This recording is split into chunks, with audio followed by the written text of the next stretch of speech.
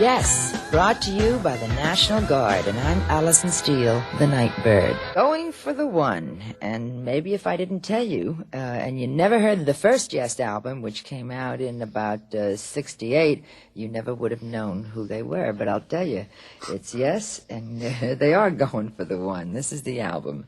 And we're visiting with Rick Wakeman and Steve Howe of the group. Gentlemen, that cut was a mind-blower. You knew it would be, didn't you? Well, it was up our sleeves. Yeah. You know.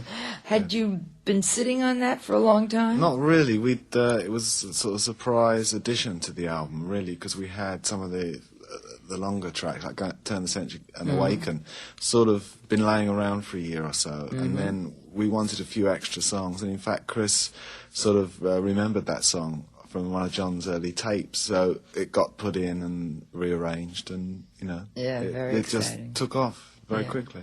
It was exciting. I mean, it was like a throwback, to show that you guys could still do it. But it was interesting because when John sort of played the old tape that he had, the rough tape he did, we sort of rearranged it a bit, but kept it sort of very rock and roll-y, and nobody really wanted to alter it. No. No, I wondered if somewhere under the soul of all that esoteric music were the old rock and rollers. I mean, some of the stuff, like on the first album, Every Little Thing, were really heavy. Yeah. And then, of course, then you began to, move along. So how does it feel to be back in harness, as they say in America, Rick? Very good. Back with the very, group. very good indeed. Yeah. I think the band's playing well. The rapport, both sort of friendship-wise and music-wise, it was tremendous all throughout Switzerland. And it's gradually getting worse now. Oh, it's going downhill. It's going downhill. Oh yeah. On tour, it's tremendous. The feelings are really good. I'm thoroughly enjoying it. It must be a great source of satisfaction to you to know that you were so sorely missed when you left the group, and that doesn't make you feel good. It does. I tell you, it's very nice when you arrive at gigs and you get people say, "Hey, nice to see you back." Oh. It's really good, actually. You feel it is all worthwhile, all the things that you're doing. It's ever so nice. It's an amazing reaction of the Yes fans, Rick. People have nothing against Patrick, but they just feel a certain charisma, with you and the group, and they never felt that way about the prior keyboard man either. Once they were gone, Tony, it was gone, and nobody ever said, "Gee, if only Tony Kaye would come back." Yeah. There seemed to be that, and I'm sure that's what made Yes such. Yeah, I think when Patrick came in, we'd found a very good keyboard player to continue on with, but we didn't have that sort of in touch and tune is definitely between guitar and keyboards that Rick and I had built out over a few years, and even without trying, it was happening. It's really strange. You can't get rid of it either. Oh no! When you get a rapport of musicians playing together, it's when a chemistry works. There's nothing you can't break it. No. Well, hey, let's say it proved actually when we got back to rehearsals. I mean, it's like 3 years or so. And it's like a it good. was quite incredible, actually, wasn't it? Really. It's like a good love affair. You may find that you really, between a man and a woman, you may find that you can't make it living together, but the feeling just doesn't disappear. It's there and that's it. You still won't let me sleep with him, though. We're going to, yes. Awaken from the current Yes album, and it's beautiful. And, well now, Steve Howe and Rick Wakeman, you've done gigs so far on a very ambitious tour. You're first in America in a year. Yeah. It's exactly a year ago, last summer. And how's it been going? Real good. Yeah. Audience reaction been good? Yeah, it's been tremendous, actually. Have you seen any difference in audiences? I have from 3 years ago. I don't know whether it's because the audiences and the people have had another 3 years of Yes music or what, but they seem to be even more enthusiastic than ever. There's a lot of anticipation once they know we're actually going to come on. There seems to be this, a lot of magic going around, and it's that communication that people want us and we want the people. It's sort of working like that. We had some amazing. For the first show we did in like a Turkish bath type gig. Yeah, it's 135 degrees. Everything was. We've never been so hot. We've never worked on this is outdoor. This is in Toledo, Ohio. But then we were no air conditioning or anything. Yeah, and we got on to the next gig, and it was more like getting into the first gig was really a hot one. I don't think we'll ever forget it. That must have been... It was terrible. I mean, Alan came off and was pouring sweat out of his shoes. I put an ice pack on my head and started steaming. We almost fainted. The whole really group bad. almost passed out on the stage. And it was one of those places where they didn't have air conditioning, and you didn't think Toledo was going to be that hot, but it was like 91 outside before we went on, and of course inside this place with the lights on. God, How big a hall was it? How many people? About 7 or something? No, it's about 9,000. But we've just done 2 days in Philly, and I must say, if anybody's listening in that area... That made it all... lovely. That made it up. It was yeah. fantastic. Well, Philly's like doing New York, the Spectrum. All right, I think it's time to hear more Yes music, and we've chosen an older piece from an earlier album. From the Yes album, here is Adventure. Steve, that was one of the cuts, one of the few cuts, of course, on that particular album that didn't get an awful lot of play. I mean, it was overshadowed by Yours Is No Disgrace, I've Seen All Good People. Yeah, and Starship Trooper. And Starship Trooper, right. It was tucked on the second side, and it was possibly one of the earliest sort of semi-jam tracks. It's very short, as you may notice. And it was an opening that Tony Kaye, the at the time keyboard player, we just sort of sat him at the piano and said, start having... And I heard it, say, a few months back, and I was quite tickled. I was quite pleased that you picked it, actually, because it had a certain flavour where Chris was... playing like a TikTok sort of boom, boom, boom, which was really sort of restricting for him, but it made the track sort of develop nicely. And the guitar and piano sort of opened the thing up a little bit, and there was a nice middle eight, so I'm glad you picked it, actually. Another shortcut, of course, that comes to my mind that got a lot of play, maybe because it was so spirited, Clap. Yeah. But that was exciting, and it served a specific purpose. Right. Well, it's been, as always, delightful seeing you, Steve Howe and Rick Wakeman of Yes. Thank you again. Thank you Thank you very very much. much. Yes, brought to you by the National Guard, and I'm Alison Steele, the Nightbird. That's Yes, Going for the One, the current exciting album and Parallels. I'm visiting with Rick Wakeman and Steve Howe of Yes. They've been kind enough to stop in and say hello, and as always, it's a pleasure to see them. What's been the reaction in the concerts you've done so far to this new album? Have people been calling out for the cuts and everything? It's very much like, it reminds me of the Fragile tour. You get the diehards that are very familiar with the tracks, the new albums, and as always, the people who are not that familiar, who are listening very closely. Yeah, a few tracks have taken the audience aback. Yeah, like Turn the Century, we did that the other night, and the whole place just went vroom. Everybody said, "What is going on in this number?" Which is something you can do when the song's still quite new, because they haven't got so overawed with it. They're just going to applaud through the first minute. They're sort of. I bet you could hear a pin drop. It was quite nice. The lyric is so. Tell me how you handle all the solo albums now. You do something from Fish Out of Water, and you do something from...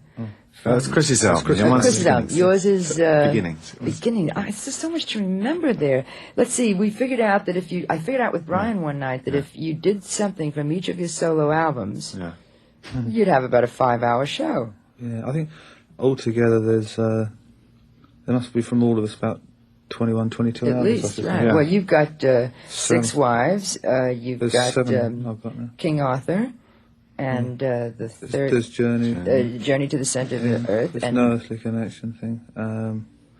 The White Rock. White Rock, that's 5. And I don't count Listomania. That's nothing to do with Oh, right. me. No, I wouldn't count that. Okay, No. 5. And there's another one coming out in October, so that'll be 6. Oh, how exciting. What's the name of this one? That one's called Rick Wakeman's Criminal Record. Oh, I love it. That's great. Okay, so we have 5 from you. We've got John Anderson's Elias of Sun Hillow.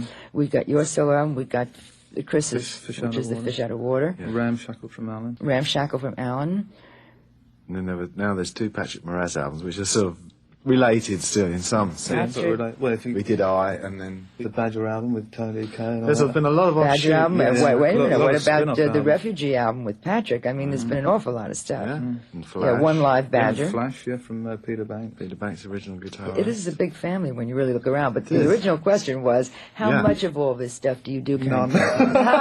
We can't really cover it. You see, After all of that. if we're going to be fair to, say, a cross-section of the audience. We got to do, a strong, concise set of music. And if we start really stretching out and saying, okay, you're going to have 10 minutes, you're going to have 10 minutes, I think the audience have to relax. And therefore, as soon as they relax, the show could be 3.5 hours long, and, we're dead at the end of it, sort of thing. So, in all sensibility, if you like, we go for the Yes music that holds us together. It's a Yes show, isn't it? Because really inbuilt in that are all the features. We talked about it, and one of the things that we were, fantasizing about was like to have 7 nights at the Garden, and have it done in programs so that people would know, if they wanted to hear Close to the Edge or your album, they'd come one night and something like that, or else do a chronology, the years of just in order to do it, because it would seem to be impossible, and I wondered if you managed it at all. It isn't from the current album, but it's probably one of the most beloved Yes cuts, and I would certainly say one of the most played Yes cuts, roundabout. And I'm visiting with 2 of the members, of course, of Yes, Rick Wakeman and Steve Howe. Do you still play it in concert? Oh, yeah. Yeah, you couldn't get out without it, right? It's very strong. I still find it very fresh to play. It's a lot of energy in it. It's great. One thing about Yes music, and I don't know, I'm sure you know it, but that is the key to it, is that as many times as you hear it, it's always fresh. I have a tendency to say that every time I hear Seasons of Man, or Close to the Edge, rather, is that it's as if I've heard it for the first time, because it endures. It's like, I think Yes music's going to be classic. Do you ever think about that? Do you think I hope it does have that. Do you think 100 years from today it'll be here? You see, in some ways, Yes are doing the music we want to, and we're certainly, very happy to have the audience we have. But on an overall sort of publicity level, possibly, there's a lot of groups that are in some ways bigger than us. But we're very happy in the position we are. But what we don't go for is this sort of mass publicity campaigns. So if that doesn't detract too much from our position in history, I hope that something goes down from us that will be re-looked at in 25 years or whenever. I agree entirely. Well, I think the music is representative of an era, and you were one of the first bands to bring to the kids, we were all kids then, the fact that music didn't have to be all guitars and drums. You really opened up a whole vast world of a different genre of rock music that is sustained. Now another cut from the latest Yes album, and it's a beautiful cut called Wondrous Stories. That seemed to me, we waited. How long did we wait for an album? It's about 2.5. Well, between Relia and this one, right? I think it was just over 2. Just over 2 years, right? And a lot of people asked me, where are you? What are you doing? Why? My feeling, my conjecture always is that you're not about to put out an album just to put out an album. You won't pander to that kind of commercialism, and that it is not easy to keep topping yourself. An interesting point, because this is a problem in a lot of Yes fans' mind, why did we wait so long for going for the one and why? But it's a deceiving problem, because we never stopped being a group, and we certainly never stopped making records, but the only thing was we had to take a time in that period, and we chose to take that year, or those took longer than a year in some respects, to release this solo album material, which was, I'm very glad the way it was very coolly seeped out to the people that wanted it. It wasn't as if all of us were going to stand up and try and have billboards and, hey, I'm now this. But it was done with only musical intention, and the commerciality of it was only, considered really once the record company had it and said, well, what the hell are we going to do with this? It's by this guitarist going to decide to sing, right? So it just fed out to the people who were interested enough. So they maybe have got more of the answer. They know why it took so long. Because looking from outside the time, I felt it was very, very good, because I think it gave everybody a chance after Relay to go away and collect their own thoughts and to collect their own musical ideas and to put them down on record, which would enable everybody to come back together again to have a firmer idea of where Yes was going. We're going to have more Yes music, of course, and this one is from an earlier album, and it's called Your Move. Rick Wakeman and Steve Howe, it's, as always, a real treat to have you visit with us. Thank you so much. And Just keep Thanks a lot. those albums coming. By any and all of you. Thanks very much. Yes, and this is the Nightbird, Alison Steele.